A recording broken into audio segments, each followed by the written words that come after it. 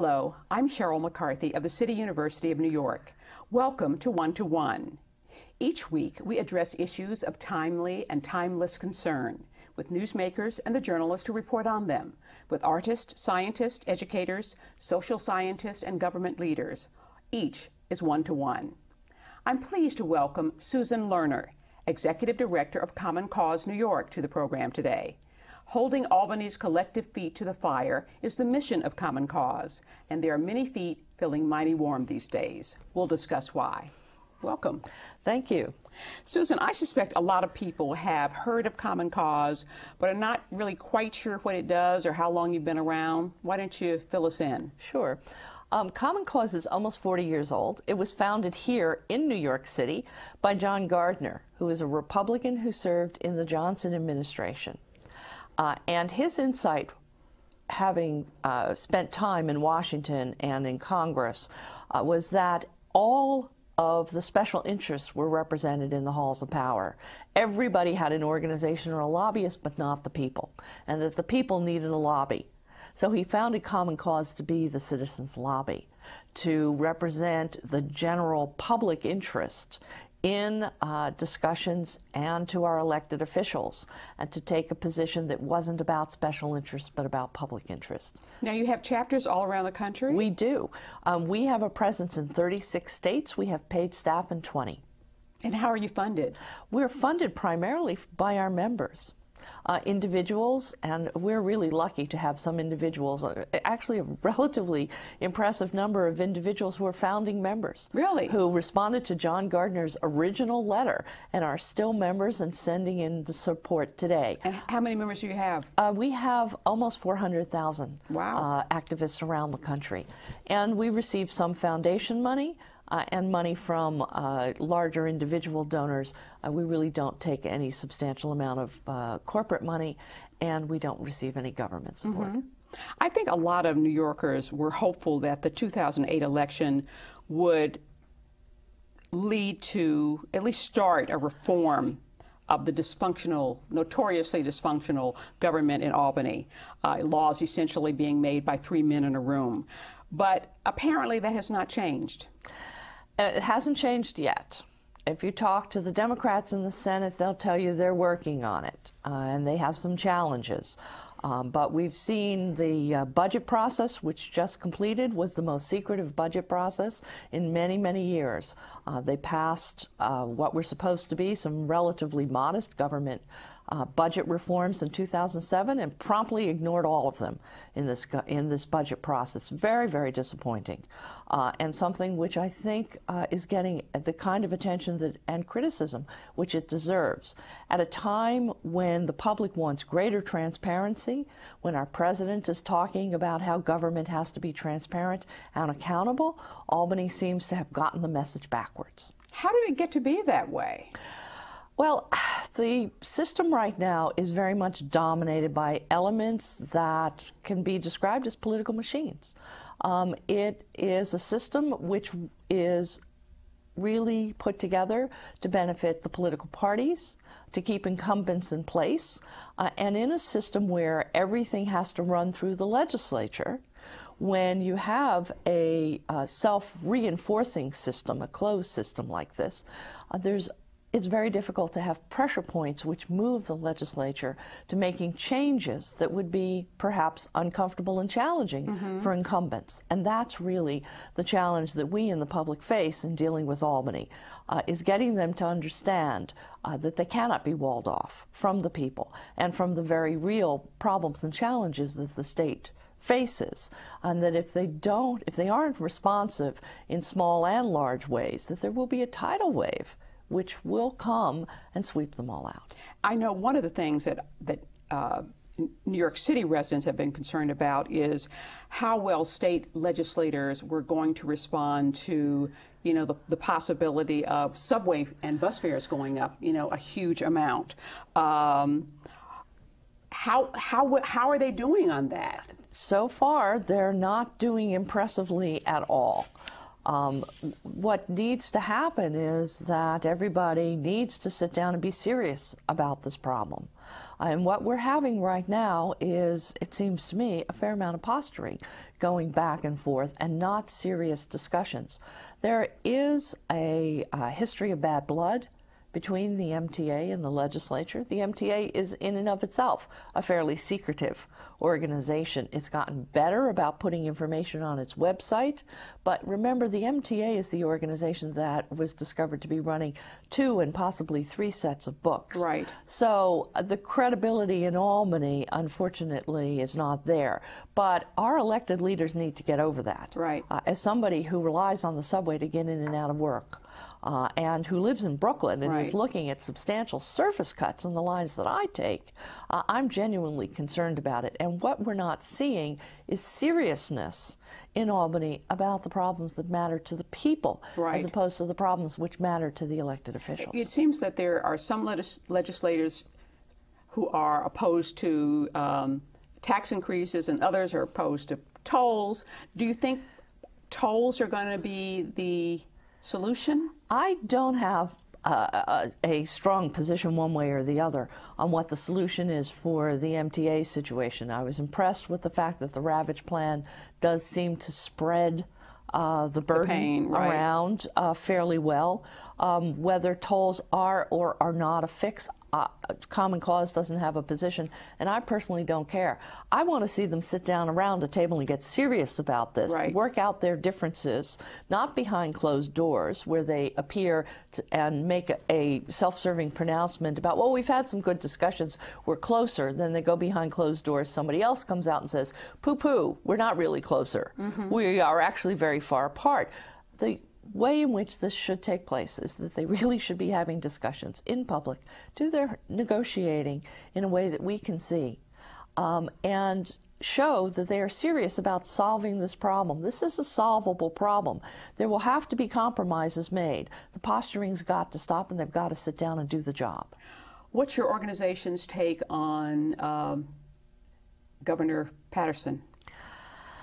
Well, you know, we had hoped that Governor Patterson would be a stronger champion of reform, the way he had been when he was a senator and the minority leader in the Senate, where he carried bills that we were very supportive of, and made statements that were very supportive of issues like campaign finance reform and ethics reform, opening up the legislative process that we work on. And we thought that he would carry that commitment to reform into the governor's mansion, and that he would use the opportunity, the bully pulpit which he has, if you will, as the governor, to talk about these issues in the same stirring, sometimes funny, but always motivating way that he talked about them when he was in the Senate. He doesn't talk about these issues at all anymore, now that he really has the power to move them. And this has been, quite frankly, a big disappointment to us and to our members. Yeah. Let's keep going down the list. I'll shorten it because it would be a long list. Shelley Silver. Well, I think there we have an example of how the system has become entrenched and is really a closed system. He is not a legislator who is perceived as being responsive to the concerns of ordinary New Yorkers. I think he is responsive to the concerns of his conference and his party. And sometimes that aligns with the public interest, and in other times it does not. And the big challenge is in how to actually reach Speaker Silver and get him to understand that some of what he is doing is deeply disquieting to ordinary New Yorkers who don't feel that their government hears them and that their government is responsive to their concerns. How about the Attorney General, Andrew Cuomo? Well, you know, Attorney General Cuomo has been doing some very interesting things. We just recently issued a letter to him about his informational website, which is called Sunlight New York, which is actually a very cutting-edge tool that is available to the public. It's an interrelational website. You can get on, you can look up a particular legislator, you can see what bills they're carrying on an area that you're interested in, and you can then see who is giving money to that legislator who also lobbies on that particular bill, so that you can see how issues are actually influenced. And that's up and running now? And that's up and running, and he just issued Sunlight 2. Okay. So, you know, certainly we're impressed with his desire to provide information to the public that's actually meaningful and useful to them in understanding what goes on in Albany. The state of New York is slated to get hundreds of millions, maybe even billions of dollars from the federal government, you know, in the federal stimulus package. Are you concerned about how state officials are going to spend that money? Very much so. And as a matter of fact, we have convened a working group. It's the New York State Stimulus Oversight Working Group. And we've been working with groups across the state, groups that work at the community level. We have various neighborhood groups which are involved. We have groups which are involved in the issue areas where the stimulus money is designated to come in. So we're working with groups in transportation, environment, in health care, in youth services, and in education. And we have put together, as a coalition, common principles for stimulus oversight, transparency, and accountability, which your viewers can see on our website, www.commoncause.org/New York, NY rather, /stimulus. And these are general principles that we are urging our state and our city government to follow, to be sure that the money is trackable. Because we're talking, I think the figure's around $8 billion coming to New York. Is that much? It's a lot. And it's coming through very quickly. It's coming through in very well-defined bits, but there is a lot of discretion in how the money can be spent. Some of it will be parceled out by existing formulas, but other is more discretionary. And we've looked at what happened with the TARP money, the bank bailout money, and now we have people who are trying to chase down $700 billion after the fact. To find out where it went. And our whole point to the governor, to the mayor, to the members of the legislature, and we've been having ongoing discussions with all of them and the comptroller, is that everybody will win if they set up the system for tracking the money before the money comes. Right. And make it very clear how the money is being allocated. What is it going for? Are we expecting the money in a particular program to generate jobs? If so, how many? Are we expecting it to save jobs? Are we expecting it to preserve a program or create new benefits? Right. And allow the public to track these programs and check constantly during the process. Okay, this amount of money for this program was supposed to create 150 jobs. And did it? How's it doing? Right. And if it's not creating jobs, well, let's pull it. Right. And let's put something else in. We're going to take a short break.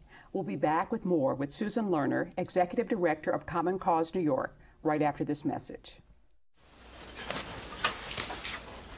Honey? The credit fairy doesn't exist. What? It's make-believe. Nobody left anything under your pillow. If there's no credit fairy, then we'll make our credit score go up. We will. By doing things like paying our bills on time. There's no magic to improving your credit, but there's help, and it's free. Go to creditfairy.org. What?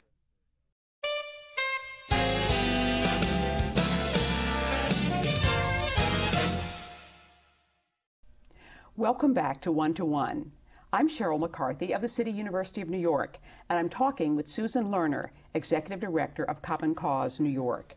Susan, in I think it was the most recent issue of your newsletter, you've called for 4 major reforms. Why don't we go down that list? Sure. The first is to create an independent ethics oversight agency for the executive and legislative branches. Yes. What we have now is a situation where there are different bodies who have ethics oversight over different entities. None of them working too well. I was about to say, I didn't know we had any, I mean, other than maybe the Attorney General, sort of. Right, you know. sort of. I mean, right now our ethics oversight is through indictment. That's a very blunt tool. Oversight by indictment, yeah. okay. And that really does nothing to increase the public's confidence that their elected officials are on the right side of the choices that they have to make ethically and are really doing the people's business in the way that the people would like to see it done. There are choices which elected officials make every day for which they could use some assistance in cutting the line where it should be. Not necessarily corruption choices, but just the kind of determinations. Will this create an appearance of impropriety? Is this a gift I can accept or not accept? Should I pay for this travel myself? Can I use my campaign funds? What's the right thing to do? We should be holding our elected officials to a pretty high standard, and as a consequence, they have to make some decisions pretty quickly. So this would be a body that they could consult with? That's correct. And also a body that would investigate? That's right. That's the idea. And our idea and strong feeling is that it should be one body which deals with ethical issues of both the legislature and the executive. Right now we have a system where there are ethics committees of the legislature. They're policing themselves. Right. And again, our list of indictments show that that's not a very effective system of policing on ethics. And then we have the Commission for Public Integrity, which is a relatively recent phenomena created in 2007 by merging the lobbying committee with the Ethics Commission, and really taking what should have been the best of both, but instead combining the weakest elements of both into a body which hasn't been very effective and which is too strongly controlled by the governor, but it's supposed to be providing oversight for the executive. So we feel that the two functions should be combined into an agency which has clear independence, which isn't controlled by any one branch of government, and which has strong enforcement and investigative capabilities. Other states have those kind of agencies. They work particularly well if you put the right people in, and that's really the key. We also believe that campaign finance issues should be handled by that agency as well. To us, lobbying and campaign money go hand in hand, and one agency should be dealing with those issues and build a substantial expertise and have enforcement to follow the story from beginning to end. And one of your other proposals is strengthening the ban on, in that vein, is strengthening the ban on using campaign contributions for personal use. Yeah. New York State has incredibly lax laws, among some of the most lax in the country. You're not supposed to use campaign dollars for personal use, is basically what the statute says, and leaves it up to you to decide what that means. So we have instances where legislators have used campaign dollars to cover their car lease. You question them about it, and they tell you, well, I live in Buffalo and I drive in and out of Albany, so it's appropriate for the campaign to cover these costs. We've seen campaign dollars that are used to pay family members, campaign dollars which are used to pay rent for a home office, campaign dollars which are used for various junkets. Right. And the question is, when somebody donates money to a campaign, are they expecting that it's going to go to what seems to be personal expenses of the candidate, or do they expect it to be used for the candidate to communicate with the voters? I believe it's the latter, and that there should be much clearer guidelines. So what would it be permissible to use campaign money for, in your view? Well, it wouldn't be permissible to use it to lease your personal car. It would be permissible to use it to set up a campaign office, to send greeting cards, for instance, to your contributors and constituents, birthdays, whatever, Christmas cards, that sort of thing. That's appropriate. Mailers during the campaign. I think that the money should be spent really during the campaign and relatively little outside of the campaign time. Not to put a deck on your house. No, definitely not. Because you sometimes invite people over for lemonade. That's right. Require greater financial disclosure for public officials. Yes. Right now we have a system, particularly in the legislature, where our elected officials are required to disclose their outside income, but they do so pretty much in secret, and the source of their outside income is not revealed. So who are they disclosing it? What are they disclosing then? Well, they're disclosing a general figure. Okay. And they are disclosing it to the legislative ethics committees, their colleagues, who then keep it secret. If you want to see it, and members of the press have asked, then you have to make a request, which is then approved by the legislator whose disclosure you want to look at, right, and is basically redacted. You don't get any details. It's just, he said he makes more than $5,000. And that's it? And that's it. And what would you like to see? What well, kind of I'd like to see at the state level disclosures that are similar to the ones that city officials are required to fill out, and that our elected officials at the federal level are required to fill out. And that is real disclosures, disclosures that tell us where their income comes from. Not down to the penny, but in general categories. Right. Okay, so somebody who makes $100,000, between $100,000 and $500,000, and that the general source of the income is listed. Mm-hmm. So if you are a lawyer, then your law firm and your leading clients, for instance, I think is an appropriate amount of information to provide to the public so they can gauge whether you are responsive to the public's concerns or to somebody else's. Mm-hmm. And the fourth reform you're calling for is restricting campaign contributions from lobbyists and those receiving government contracts. Exactly. I think that what New York City has done makes a lot of sense. The general public is very, very concerned and appropriately suspicious that large campaign contributions from those who do business with the state or want something from the state have way too much of an impact on our public policy. And a way in which to moderate that outside influence is to moderate the amount of money which can be contributed to campaigns. And you say they could give money, but the amounts would be limited. That's correct. Now, some states out and out ban it. Connecticut has a ban on any campaign contributions from lobbyists or companies that contract with the state. I would have no problem with that. I think it would be a tough sell in Albany. So I think that the New York City model might be something which is achievable here at the state level. You have expressed concern about political candidates who have unlimited financial resources, like Mayor Bloomberg. For instance.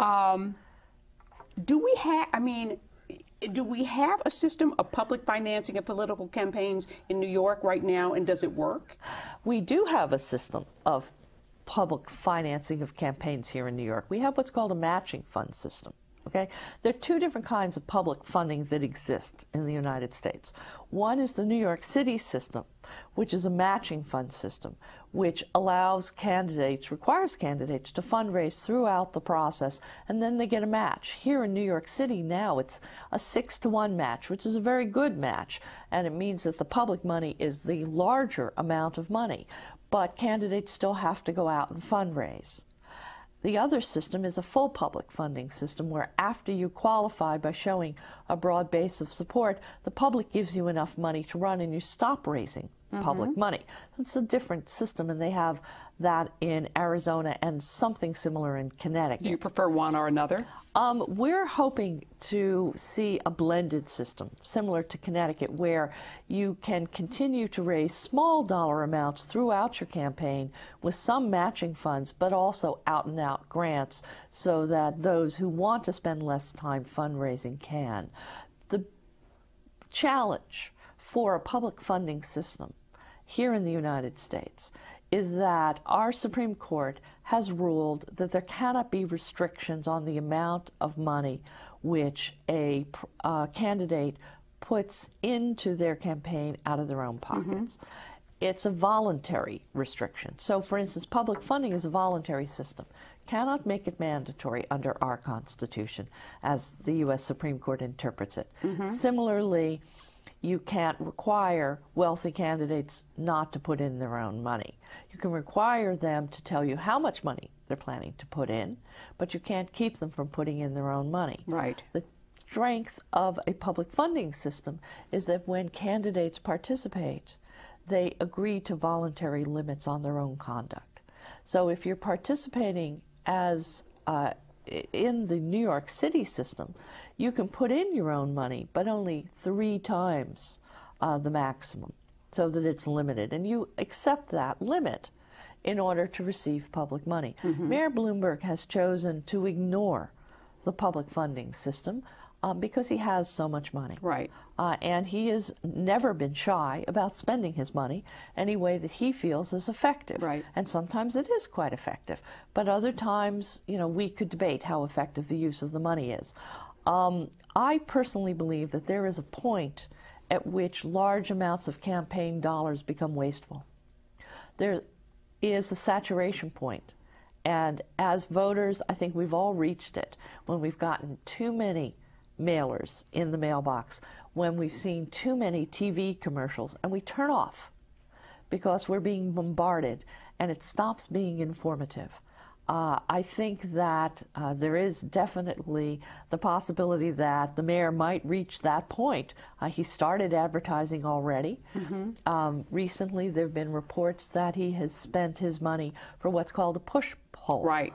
which is a poll that basically asks negative, hopefully damaging and damning questions about your opponent. Right. I think it's very ironic that a mayor that went to the public to argue that he deserves a third term and that there should be an expansion of term limits, because after all, the people would be able to judge him on his record, right, and decide whether to vote for him on for a third term, should be engaging in negative campaigning this early on in the process. Yeah. How does that square with saying that he's going to run on his record?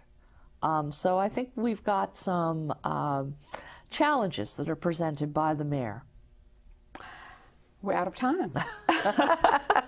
A lot of really interesting issues that are percolating around New York State and the state of its government. Yeah. I want to thank Susan Lerner, Executive Director of Common Cause, for joining us.